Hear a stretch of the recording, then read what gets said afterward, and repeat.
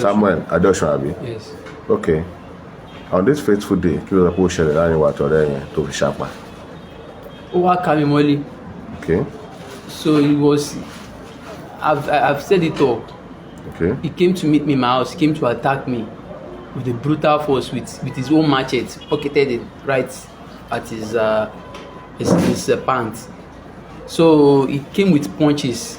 Even his punch could kill me that I dodged before he went to withdraw his own machete. While I saw it, and mine was that I was macheting. It was a cutlass. It's a bush cutlass. It's not the cutlass they can use to kill. It's very tiny cutlass, not the one that you can use merely used to kill somebody. I say I'm going to use this cutlass. There was nothing between it. He had this effrontery over me because he has been beating me. Ṣẹ́gun. Ó ní gbogbo ego yìí lórí mi, gbogbo agbára lórí mi torí pé ó máa ń nà mí gan torí orí mi bí ìjà lọ. So ó máa ń. How old ni wọ́n?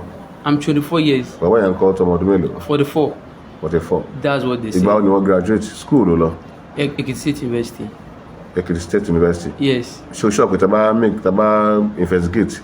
Yes, that's why. Yes, that's why I've written everything there. I didn't write everything there as a lie. You can check all my records. I believe you should have done that already. Okay. Which department? Which course? Biochemistry. Science. Science. Yes. Biochemistry. Biology. 4 months ago. 4 months ago? Yes. This 2023? Yes. Okay. Odo ma mugbo? Yes. Kí ló iṣẹ́ òní gbó ṣe lára ẹ̀? Health-wise, it's good health-wise. I don't get sick. Tó bá mugbo kì máa sick? No. It's herbal. Okay. Because it's not drugs, it's leaves that are inside. So it helps me see. Yeah, okay. Yes. So tó bá mugbo yẹn, ṣó máa ráyè kàwé tó bá mugbo yẹn? Okay. So máa lè kàwé tó bá mugbo? I can read well, very well too. But I can read well without it. I can do well without it, very, very well.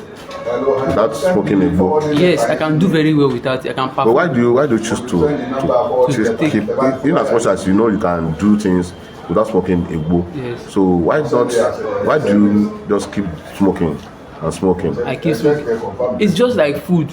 It's herbal, it's medicinal. To your system, to your body? Okay. So, olóògbé Ṣẹ́gun àbí? Yes.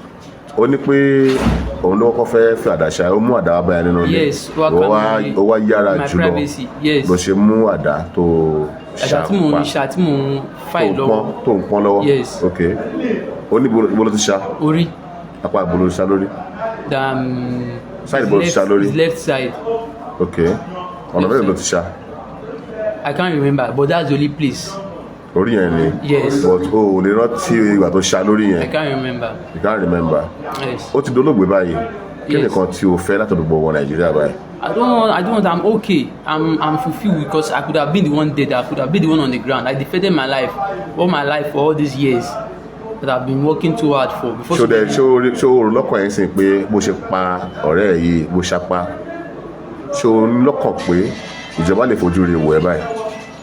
It's in the constitution already. You already passed it. He came to attack. It's self-defense. I did self-defense. I wanted to go out before to run out. He pushed me back inside. The house had no door, and he was the one that operated the door. Òun ló jálẹ̀kùn. Kí ló ń fàjà yín gangan gbogbo wa tí o gbẹ ni? Kò ṣe ń ṣe. Ládùúgbò yẹn? Yes, that's why I. Kí ló kọ àdúgbò yẹn? Dárúkọ sọ. Ajégúnlẹ̀, AUD primary school, number 4. Okay. Number 4, that's my house. Number 4, you see that the house has number 4, AUD primary school. Yes. Ní Ògìjò stroke Ajégúnlẹ̀. Ìtàlúwò Ajégúnlẹ̀. Ìtàlúwò Yes. Ajégúnlẹ̀ ní Ògìjò side àbí? Yes. Okay. Wọ́n kí ni ó fẹ́ lọ́wọ́ ẹ̀? Òun náà máa mú gbó àbí? He smokes too. He smokes on his own too. I don't used to. Ìjọ tí ìṣẹ̀lẹ̀ ṣé o mú gbóúnjọ yẹn? Yes, I smoke. Lálẹ́ ẹjọ́ yẹn àbí? Yes. Òun náà ti mú gbóúnjọ yẹn? Mi ojú ẹ̀ ti pọ́n gan mi ò bí igbó ni, Okay. but based on my belief it's alcohol. Okay. I don't know if it is weed. Tí ẹ bá mú gbó yẹn, ṣé kò máa jẹ́ kí èèyàn máa misbehave? No, that's what people think. No, there's control. No, not at all. Tó bá mú gbó yẹn, máa ń wà okay dáadáa pẹ̀lú ẹ̀. Of course, you can ask my neighborhood. I've not. I can ask who? My neighborhood. Your neighbor? Yes, if I have performed. Àwọn neighbor yẹn náà máa ń mú gbó ni? No, if I have behaved abnormally. Okay. Yes, in the environment. That's why the environment is there. Okay. Torí pé ìjọ tí ọba dáràn ni wọ́n ṣe máa ń lórúkọ. Okay.